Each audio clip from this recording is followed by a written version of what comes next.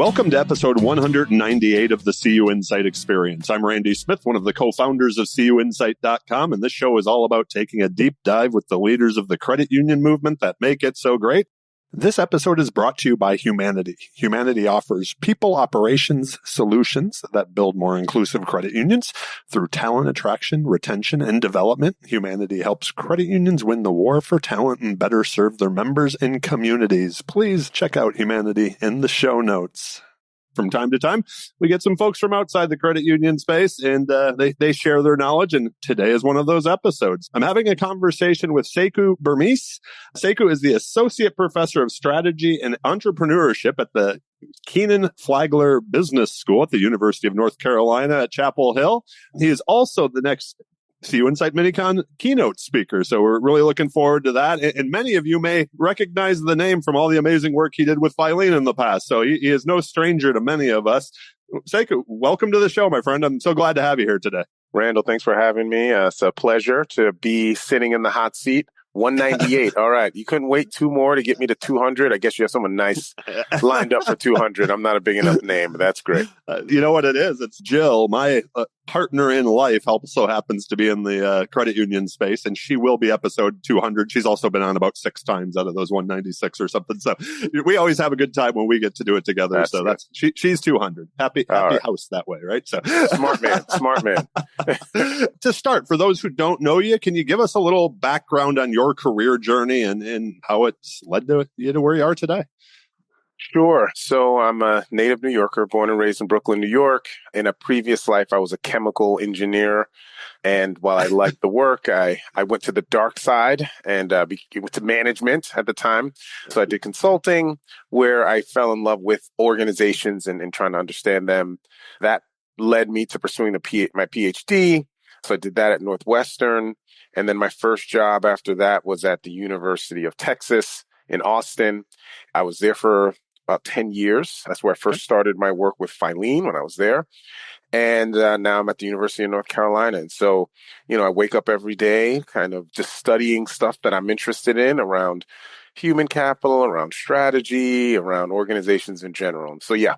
We'll for sure link to some of that work that you've done in the credit union space in the show notes as well, because it's just some great stuff. But, before we jump into kind of some of the topics that you're going to be talking about at Mini-Con in your keynote, because of your history with Filene, I know you have, just an impressive understanding of credit unions as well. You spent time doing that. 2 just very broad questions, blimp level from, like your studies. What do you see as the biggest challenges today for the credit union industry? And I always like to ask the flip side of that. Where's the greatest opportunity? Yeah. So I'm biased, right? We are what we research, and I research, labor markets and people, employees. And I think the tightening of the labor market is probably a big issue right now, particularly certain skill sets that are really hard to come by. A lot of companies are vying for this IT expertise or, really generalizable skills. And I think that is one issue that credit unions have had some issues, particularly in my work that I've tracked from 2017 all the way through to today. So that's one. But I think the flip side is much greater, right? So on one hand, I think if you look at the generation that's entering the labor market now, they really care a lot more about, okay, well, what is my company, my employer, what do they do? What do they do for society? What do they do socially? Are they for good? Are they not for good? Am I embarrassed that I work there? Do I not tell people where I work? And more of them care about that. And this is where I think there's a huge opportunity for credit unions to almost be reintroduced to Gen Alpha or, whatever generation they're calling it now. So I see that as key. And then the other is you read all the stuff about people are, struggling financially. Absolutely. And I think there is a lack of confidence and trust in a lot of historic institutions that don't have the track record for actually taking care of people. Right. And this is where I think, again, here, credit unions have a long history of cooperative principles where they've shown it, they can walk the walk, they talk the talk.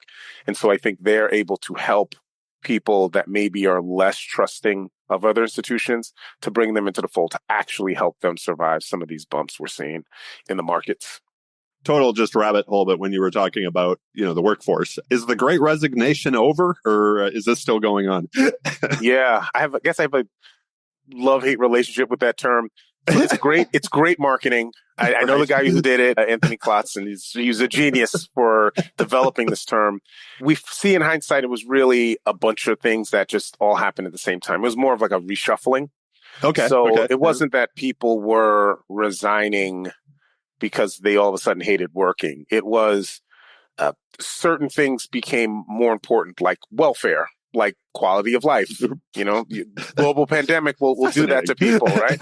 And so once those preferences rebalanced, I think companies were slow to see this and adjust. And so they lost a lot of people. And I think now companies have adjusted and we're seeing a lot less mobility as companies starting to recognize like, oh, we have to actually care about some of these issues that we didn't have to before. We have to care about people. Yeah. I ask the question, many people that have been on the podcast, they're current CEOs in the credit union space, and that idea of, I just turned 50 recently. Most of those people tend to be my age or older even, right? Like in a lot of the books that we were all brought up reading through business school or whatever along the way, it's like, have all of them really stayed?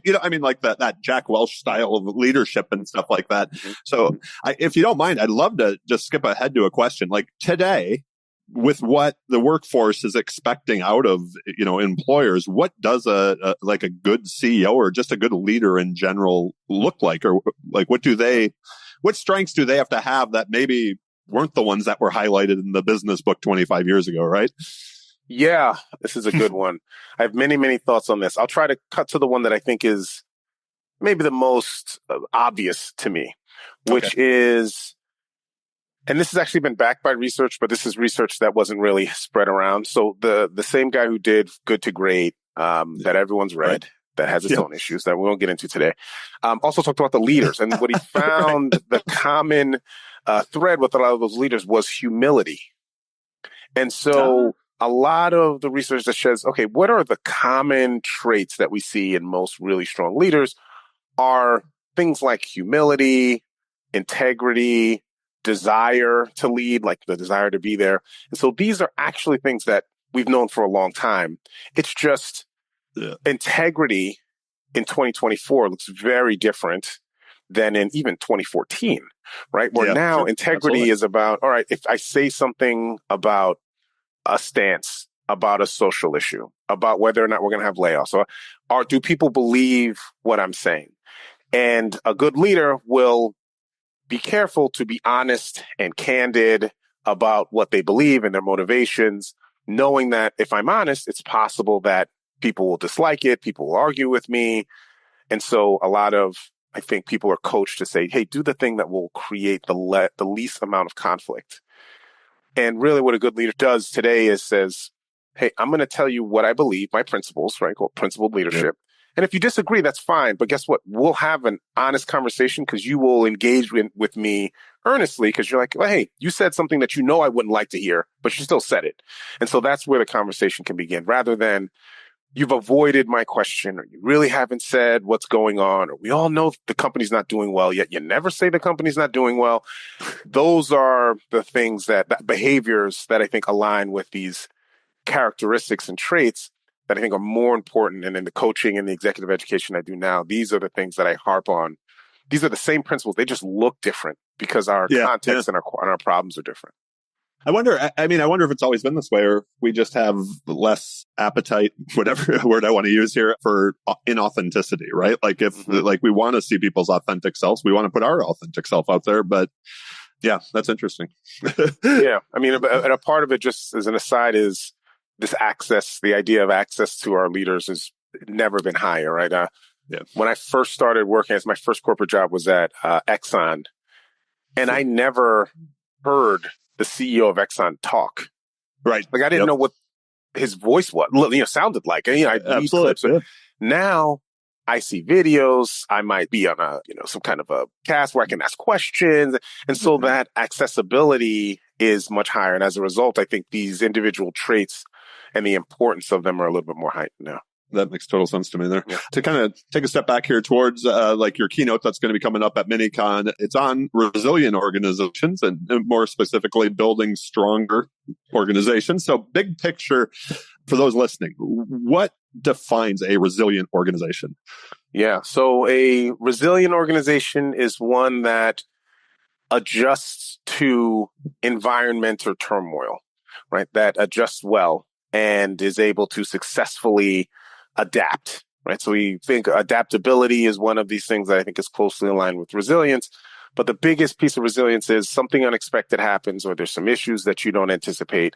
Are you able to adapt in a way to survive? And so that is, I think, the big way to think about resilience. Another way to think about it that's less thought about is avoiding the storms and being smart to navigate them ahead of time, right? Which requires a little bit of forethought.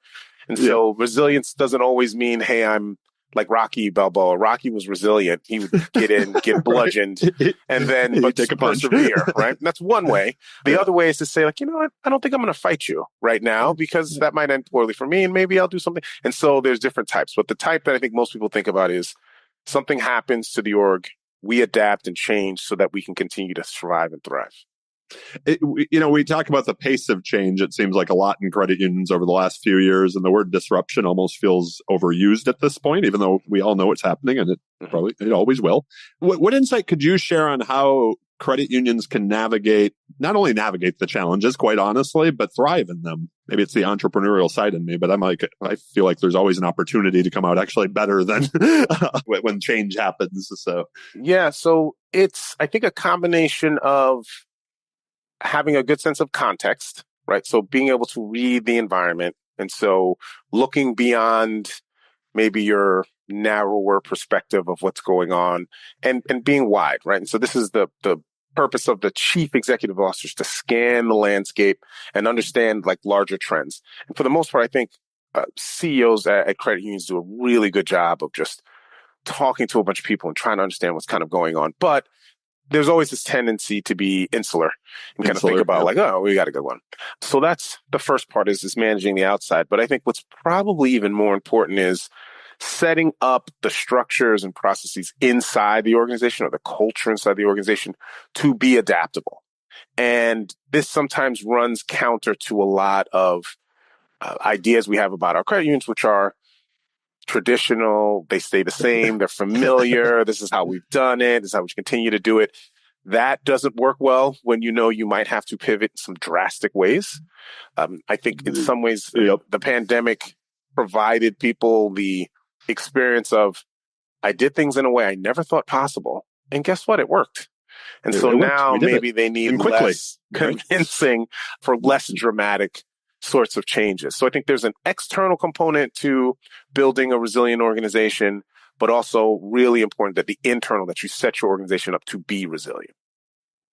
Are there common traits in organizations that you've studied in this that just seem like they're doing it well, that they are resilient in changing times? It's almost a pet peeve of mine, this idea that it's like, well, times are changing fast now. Times have always been changing, right? Like this, we don't stand still. So but is there something that you see in organizations overall, maybe not just in the CEO, but in organizations that are resilient?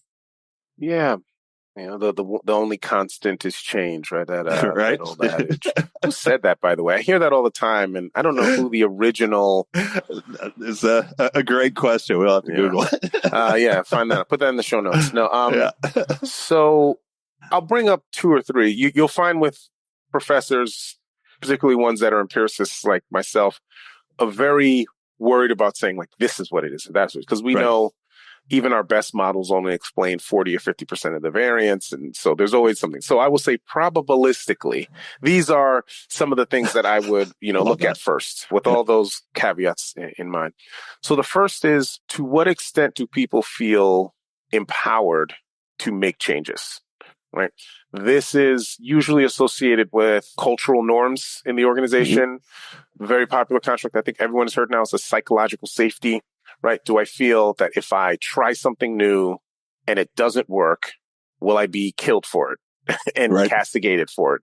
And if that's the case, what you'll find is no one is going to want to be the first to change, and no one is going to be experimenting, and those sorts of things are really key. So that's the first, right? Having this culture or ability to change, psychological safety, whatever it might be. The second, I think, is related to learning. And learning is something that, again, a lot of people talk about, but I think very few people actually track, right? If learning is I take in information and that information gets integrated into my knowledge base such that when I face another problem, I have more potential options to choose from to solve that next problem, right? So that's true. That's, the base definition of learning. When we talk about it in an organization, it really just means, do I take into account what happened last quarter as I'm starting to develop ideas for this quarter? And tracking that is not easy, but it's really imperative that you see people try to do new things, trying to actually incorporate changes in some systemic way. And so to the extent that, there are learning groups within some of the large credit unions that you see, I've talked to folks there, and that's exactly what and they're laser focused on that, and they're surveying, and they're doing skills assessments, and they're doing all these things, and that's great. Smaller ones, I think, struggle with being able to tell, are people learning? Are they getting better? It's hard. But that, I think, is another really important factor for being adaptable. I read an article, and it may have, this is one of these where I'm like, I wish I remembered where I read it, but it was probably 6 months ago now. But it was this idea about the workforce and how we've historically almost, even as leaders, we've stopped offering the opportunity to learn as people get 50, that type of a thing. And it's people are working longer now, and just even demographic switched and stuff like that. It's this idea that at 45 or 50, you're we're not giving them the training opportunities because we want to give it to the new young folks. And I thought it was just fascinating because they're that person still might have 20 years left in the workforce, right? And they have the knowledge and experience. Why are you no longer sending them to the conference or letting them get their MBA at that age? You've got 20 years. Correct. So that's absolutely right. There is at Texas, there's an engineering faculty. I think, unfortunately, he's passed on. His last name he had a very memorable last name that I can't remember right now, but he won a prestigious award in his 90s. And it was for a battery based on water. That was the essence. Every now and again, I dive back into my engineering self. And he was talking about getting this, and he was like, oh, these are all my doctoral students. They have these crazy ideas, and I'm just like, I don't know if that works. And then I just learn from them. And so part of what he was saying, which was key to his career for being good for so long, was that he never stopped learning. And so in his 80s, he started working on this new project that won him an award in his 90s. And so I was like, I don't have an excuse, right? I can't say this AI stuff, I don't know, it might be over for me. No.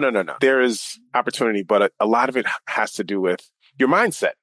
Absolutely. Right? And so, the whole growth versus fixed mindset and, people's that curiosity mindset, right? Correct. And, the thing about the growth mindset that I find interesting is it's not a stable thing. I think a lot of us have a growth mindset early. Right. And then we start to switch more to a fixed mindset because we just feel like, hey, I'm going to learn stuff in my 20s and 30s, and that's who I am. And so now in my 40s and 50s, I have a fixed mindset. And it's no. The mindset has to always be to continue to improve. And so that's easy to say. I think it's difficult to drive people to do it. It takes a lot of, I think, effort and individual level or small group level interactions. But I think you're absolutely right. Is there a concept that you could share to help credit unions? Another word that we use a lot is to remain relevant. I think the expectation of a member is much different than it was a decade ago, obviously, but technology just keeps moving faster. And you made reference to something sometimes what you see at larger credit unions, at smaller ones, resources are limited. So if you were to look, again, big picture, I guess what would be important, or what should credit unions be looking at to remain relevant and hopefully have long-term success as we go forward? The technology is really important. The way people engage with their primary institutions now has changed drastically. Even, I live with my father-in-law. He's 80. When I first, met him, he only went into the bank. He would not go to an ATM. He needed to see someone. And now he's on his app, right? Yep. He loves the app now. So, and he's in his 80s, right? So the idea that the way I engage with, the way people engage with their financial institutions now is so important around technology and that experience. A little too much so, if you have to ask me, but it's the case, right? It is what it is. And so that is for sure one of the areas, right? Fully understanding the new ways that people are thinking about their phone. Like, no one has cash. If you pay for dinner, I'm not giving you money. I'm trying to send it to you electronically. And if that's difficult, I'm a pariah, right? Like, no one will Yeah. go out with me. They're like, "Oh, he tried to give me money. Are you Yeah. kidding?" You know, so Cash. right. And so understanding that that's the way people think about their financial institutions is, do you help me navigate my social world in a way that helps?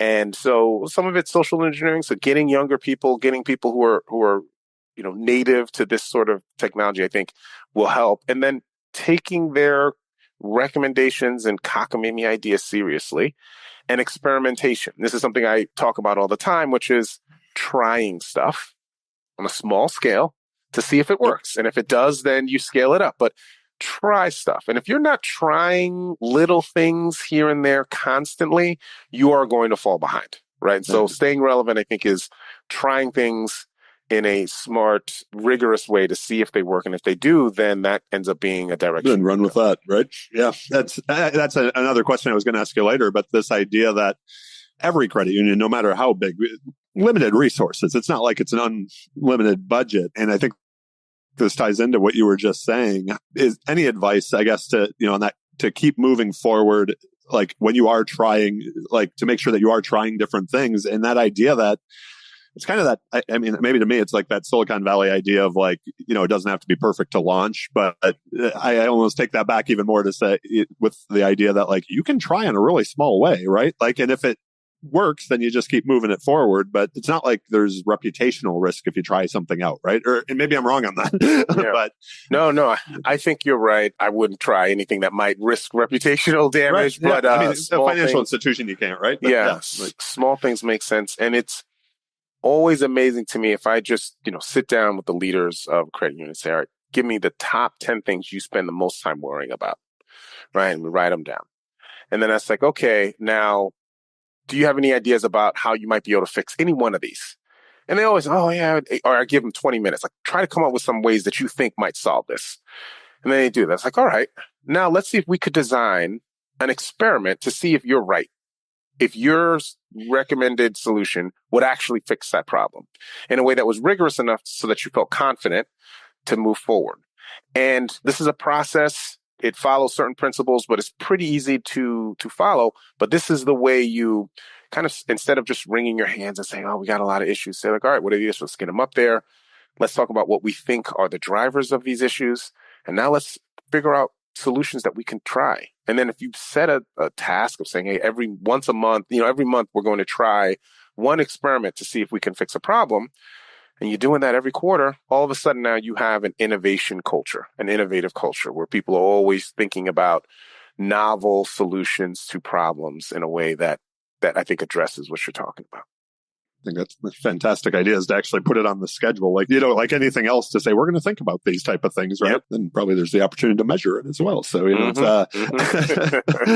it's, Jill, my partner's in the people business. So we talk about, I hear her say when she's doing strategic planning with credit unions and stuff all the time, like that, if you don't measure it, if it's not in the strategic plan, it's probably not going to get done. And I think about that as, just by what you just said right there about, like, make this something that we do regularly in the organization, or else it's going to be a year later and we didn't spend any energy on it, right? So absolutely, yeah. And I'm a big fan of cheap experimentation. Right? I don't think an experiment has to be, Google runs huge experiments internally. They have a slew of PhDs that are in there that are brainstorming these things, and they do some incredible work. But you can do very small, incremental, quote unquote, incremental things, but they can sometimes help. Sometimes it's as simple as, what are some options that people want as benefits, right? What matters most to the benefits that you provide? That's a decision you make every year with your benefits provider. They're going to give you a sheet and you're like, does this resonate with our employees? Would they prefer something different? Could we maybe get them to engage in better behaviors if we made some different changes, some changes to our benefits? And so there are ways you can do this in some smart and interesting ways that I don't think are costly. They just require a little bit of planning. Besides listening to this conversation and attending Mini-Con, we're going to get a lot of you here coming up. Are there any tools or resources that we should be offering inside of our organizations that help? I keep going back to you talking about education, like that learning, continuing to learn. So, to develop the leaders that are going to foster this change. A lot of stuff bouncing in my head right now, but I'll try to leave it at that. Any resources, I guess, that as a leader that we should be using to develop the next batch?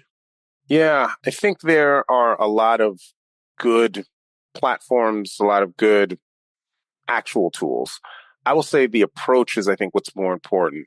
Okay. So you should be assessing. You should be become a little maniacal about measurement. Not in a bad way, not in if you start to measure things, it becomes a little transactional. No, we measure things so that we know what's happening and we know what works and what doesn't. So I think when you get to a point, a lot of this comes with as you institute more digital systems in your organization, you can start to do more passive measurement, right? Which is the ideal way. Unobtrusive measures are always the best measures. People Absolutely. like, data that you can just gather rather than having to survey people, because people get surveyed to death. And so avoiding that. But there are always behaviors, what people are doing, what they're saying, how they're reacting, how they're feeling that you can glean from by collecting data. So I think tools that allow you to collect data unobtrusively.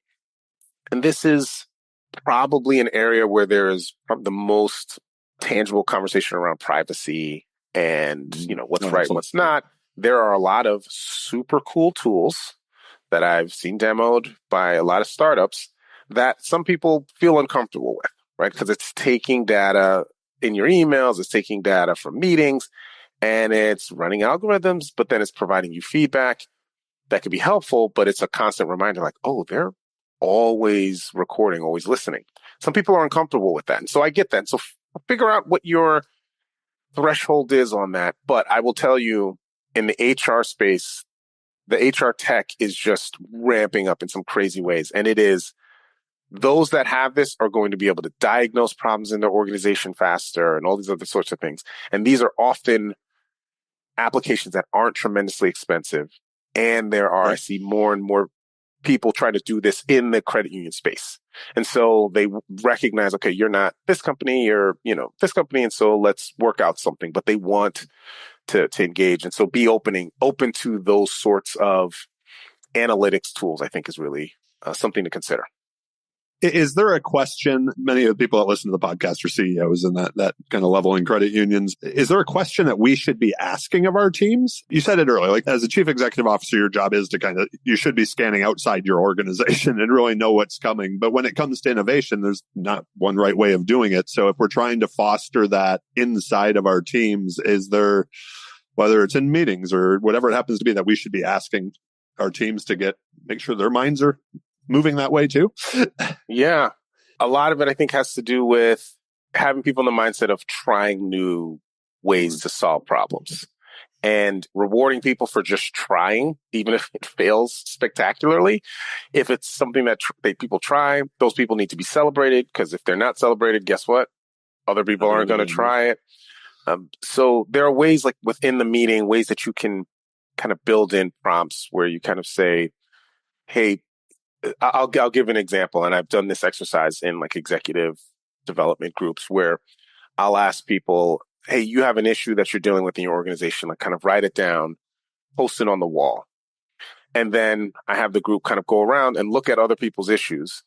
And when you find someone and you think hey, I think I can help this person, you put your name down, and you kind of connect people, right?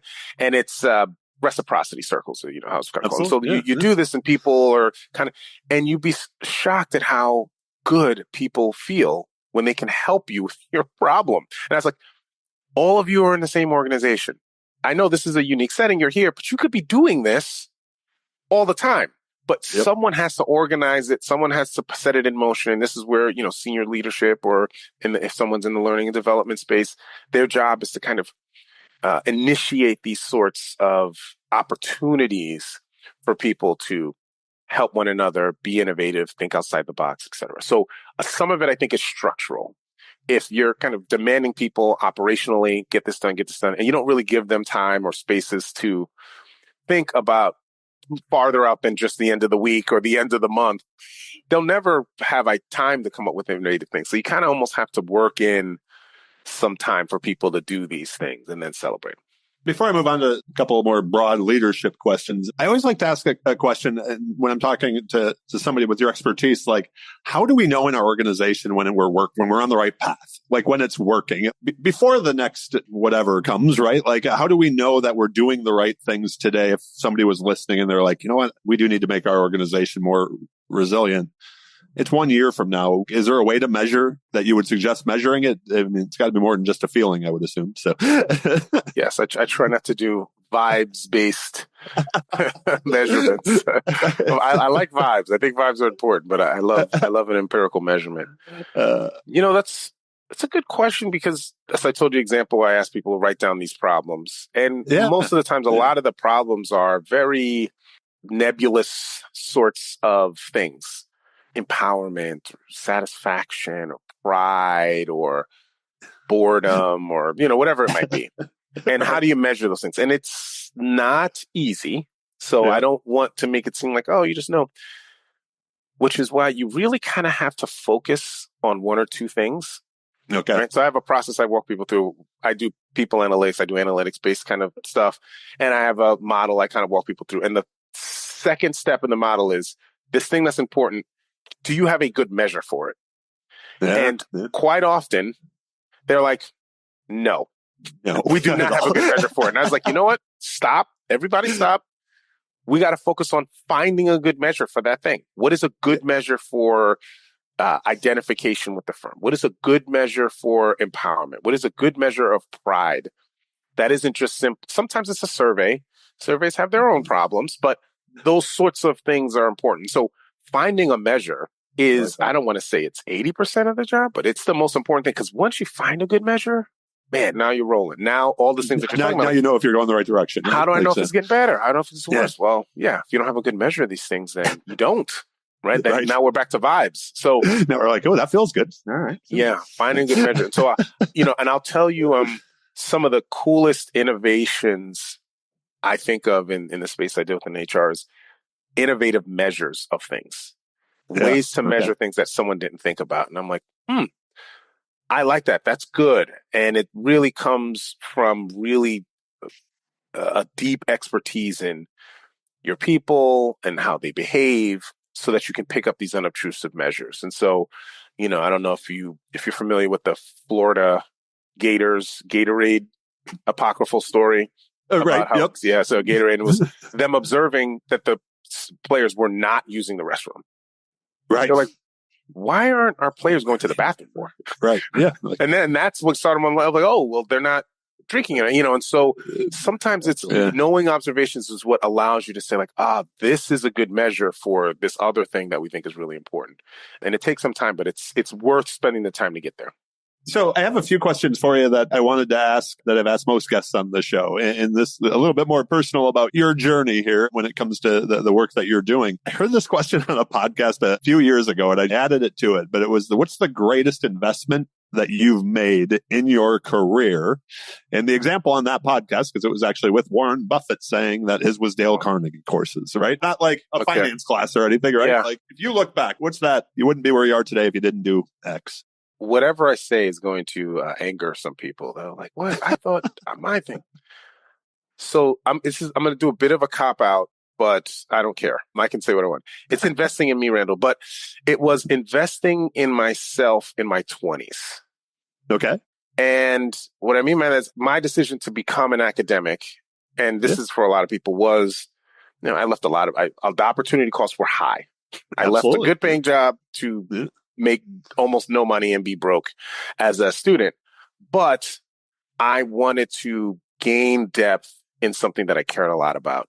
And I did not think I wanted to wait long. I wanted to get it done as soon as possible. And so for me, it was the willingness to kind of say like, all right, well, money and comfort is good. And I like to be comfortable. But if I can be uncomfortable, but then have this knowledge and expertise that is going to be really valuable to me, I think that'll be the case. And so that was the biggest, and I'll say investment only because I literally did a calculation of if I go to get this PhD now, in my 20s? What are all the things plus, I will not be able to go to, that I will not be able to do, that I will not be able to buy?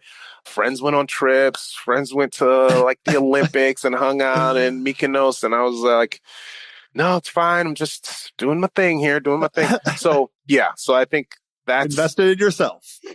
that is one. Other than that, a hobby is really important. I used to invest in basketball when I was younger. Now that I cannot play basketball nearly as much or as well as I used to, I've invested now in golf, right? But investing in something that is social that you enjoy doing, I think is key because we work a lot. Whatever you do, anyone listening on this, I'm sure they work way too much. We're Americans. We work way too much. But having something else that you love that you can spend time focusing on, I think is really important. So it doesn't feel like I have to balance. It's like, no, I'm just stopping doing one thing I really want to do to another thing I really want to do. And so it makes it easier to get that quote unquote balance. Yeah, I like it. This is one of these questions that comes up often, and I'd love your take on it because I know you've worked with a lot of not only credit unions, but other organizations as well. Is when you're navigating that relationship between maybe the senior leader, the CEO, and the board members, quite honestly. And I think about it a lot. You can be the CEO of the organization. You can be on that senior leadership team. But if your board kind of has a mindset of that's the way we've always done it, or thinks their way is the right way, even if they're not maybe necessarily in tune with the day-to-day operations of, say, a financial institution, how do you get through to those other stakeholders that maybe are resistant to change? I'll say one word. Okay. Storytelling. Storytelling. I love fiction. I read it. There's nothing I love more than a great story that I can just get lost in. Storytelling is vital to any... That comment may surprise people listening. They're thinking academics, you're only reading but you love great fiction. I love that. Oh yeah, I would go crazy if all I read was academic journals. No. That's my escape. But learning how to tell a good story means usually a combination of empirical data, but also really vivid examples. Sometimes they're counterintuitive. And, there's a bunch of ways that things can be vivid, but it's really understanding that part because a good story, which literally means how do you frame the argument you're trying to make? What is the takeaways you want there? When do you introduce data? Setting up people to believe one thing, and then once they're all agreeing, you cut the need from with a plot twist, right? An M. Night Shyamalan plot twist, and now all of a sudden they're like, "What? Oh my god, I can't!" So having that in the story, I think, goes a long way towards persuasion, right? Assuming you have the data, assuming the evidence suggests this is the right way to go, packaging it in a convincing story is key. And there are great courses and books about how to tell stories with data and the like that. Even some that we provide at UNC Chapel Hill. You should come see us. About telling stories with data, I think is really important. Okay. I noticed that I've been going down rabbit hole after rabbit hole because I'm just enjoying this conversation so much. So I appreciate you, but I do want to be respectful of your time and our listeners' time. Was there anything, before I move on to just a little bit of fun with some rapid fire questions, was there anything that you were hoping that we would talk about today that I didn't bring up? No, you hit on all of them. I love rabbit holes. I do that all the time. I'm an academic. This is kind of how I got here. No. So this was great. I enjoyed kind of speaking with you about this topic. This is a topic I'm passionate about. Absolutely in particular. Love it, yeah. I think resilience is key, but people and the people aspect of this, I think, is central. And so I love studying it and talking about it and learning from people in the industry. So I hope everyone comes out to the session next month. Mini-Con. I think they're going to love it. Absolutely. That was something I noticed just in our conversation is it does always come back to people, doesn't it? Right? Completely off topic, but a little bit the same. When we first started CUInsight, we had our community section where people were writing, from different companies or credit unions and things like that. In the beginning, they always wanted to put like their logo or say it was from the company or credit union. And we're like, people don't relate to the company. It's an individual. Somebody wrote this. That's whose name goes on it. I'm all about that. Really quick, rapid fire questions. Your answers don't have to be rapid, but I will ask them quickly. So was there a time recently that you were just amazed personally or professionally that you can think about? Yeah. Again, a question to get me in trouble. I'll use a very recent one. So we had a conference here at UNC about resilience, actually. There you go. And the speaker at lunch was Derek Thompson, who's the staff writer at The Atlantic and podcaster, and someone whose podcast I listen to all the time.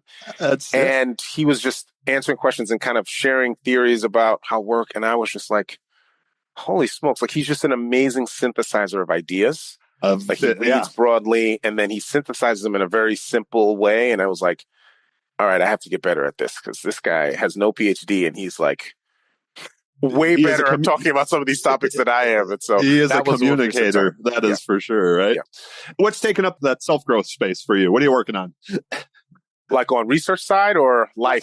Could be personal life. Yeah. What are you trying to do better at, I guess? Well, yeah, I mean, on the besides research, the golf game. No. Yeah, well, getting to play golf is one thing. I'm failing at that miserably. It's just less and less time to get out there, but though I love it. And there's a lot of nice courses here in North Carolina. Yeah, I was going to say where you're located. That's for sure. Two things I'm trying to do more actually, and one is fun and one is work. On the work side, I am trying to get caught up on all these new tools that are coming in. So obviously AI is the name of the game. Really? Yeah. And so I try to take time to just play around with stuff and try stuff myself, run experiments and figure out how to incorporate it. And I feel like an idiot sometimes because, I do something and I'm like, okay, that didn't do what I thought it would do. And then I have to like look up but it's something that I know is coming. And so I'm genuinely interested in it. So I do that. The other thing, which is more fun, is I'm trying to read books, like great works that I never read because of whatever reason. And so right now I'm reading A Song of Ice and Fire. So I've watched Game of Thrones, but people are like, these books are amazing. I was like, I'm going to read these books. And so I'm slowly but surely working my way through it so that I can be as outraged that the last two haven't been written as everybody else. So as everybody else. Yeah.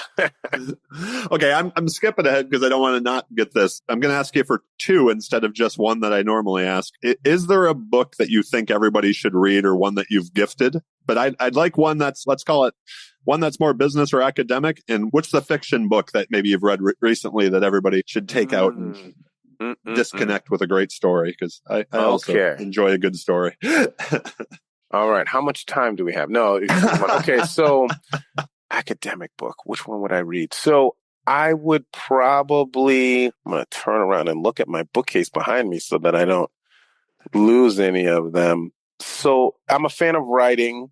I realized halfway through my doctoral career that, I'm a writer. I have to learn how to write.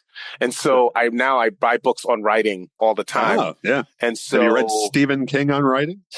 I haven't. Oh, that's a good one. I'll have to add that one. I'll throw that one out there to you. Okay. It's pretty good. Everyone knows is it Strunk and White? So that one is boring. Yeah. But that one is like my keep by my desk at all times.